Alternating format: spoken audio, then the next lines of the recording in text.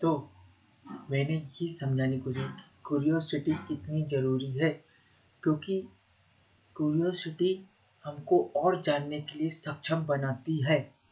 मैं साथी कार्य अपने डे 11 के चैलेंज में आपका स्वागत करता हूँ, जिसमें मैं बात कर रहा हूँ काय पे, स्पीकिंग पर, कि बोलना कितना ज़रूरी है। जिसमें मैंने सबसे पहले माइंड मैप के बारे में बताया, जो कि हमको एक तरह से बोलने के स्टेजेस के बारे में बताएगा कि किस तरह से हमको स्टेजेस पे चलना चाहिए।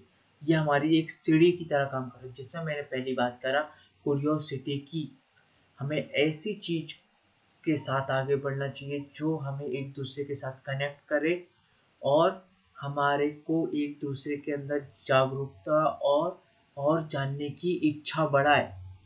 वो हमारी पहली सीढ़ी होनी चाहिए। तो अब मैं आता हूँ अपनी दूसरी सीढ़ी पर। क्या है वो? दूसरी सीढ़ी है व्यवहार करना। इंसान ने अपने आप को इतनी चीज़ों से ढक लिया है कि वो जान ही नहीं पा रहा है कि उससे उसके जो चीज़ वो करना चाह रहा है उसके प्रति उसका व्यवहार किस तरह का होना चाहिए। आखिर उसे उसकी तरफ किस एक जुनून के साथ चलना चाहिए, क्या व्यवहार होना चाहिए, वो नहीं जान पाता है।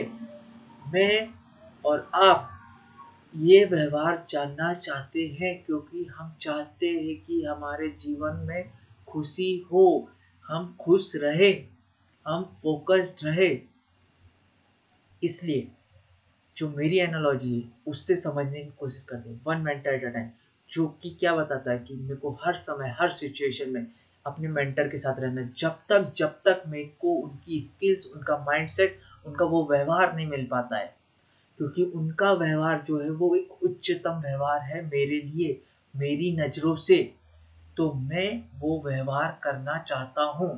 इसलिए मैं ये चाहता हूँ कि वो व्यवहार मेरे अंदर आए और मैं और आगे बढ़ूँ। क्योंकि इस दुनिया में जिसका व्यवहार जितना अच्छा होगा उसकी कीमत उतनी अच्छी होगी, उसके व्यवहार की कीमत उतनी अच्छी होगी।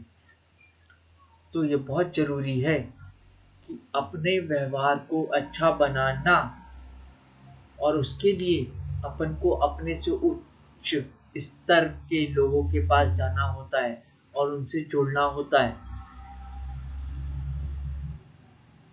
तो मैं यहाँ पे क्या बताने की कोशिश कर रहा थी, अब जैसे कि मैं बात कर रहा था one mentor at a time, तो इसके प्रति मेरा क्या व्यवहार होना चाहिए, मुझे किस तरह से इस पे अप्रोच पे चलना चाहिए, मुझे क्या क्या करना होगा।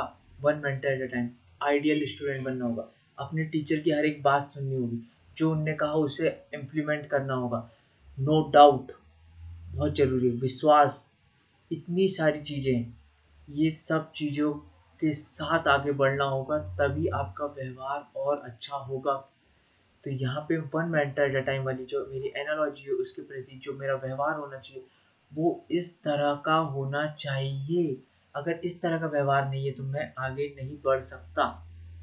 तो इसलिए जो मैं बात कर रहा हूँ कि बोलने के तरीका कैसा होना चाहिए, आपका व्यवहार जो आपने क्यूरियोसिटी जनरेट करी, जो एक दूसरे से कनेक्ट हुए, और उसके प्रति फिर आपका व्यवहार क्या होना चाहिए, वो चीज़ आपको और ऊपर उठाएगी, एक उच्च स्तर पर ले जाएगी।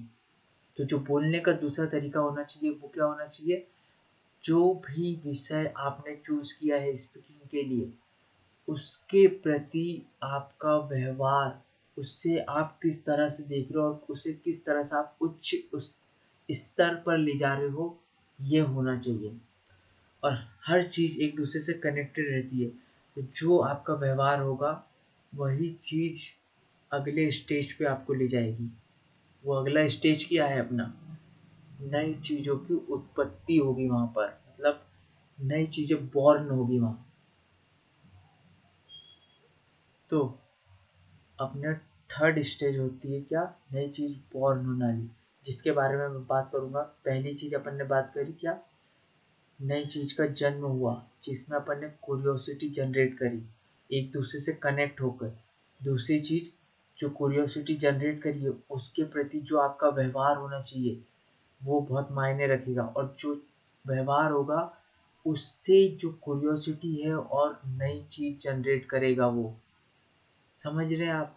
हर एक चीज़ कनेक्टेड है, तो यहाँ पे ये क्यूरियोसिटी जनरेट करेगा नई चीज़ों को।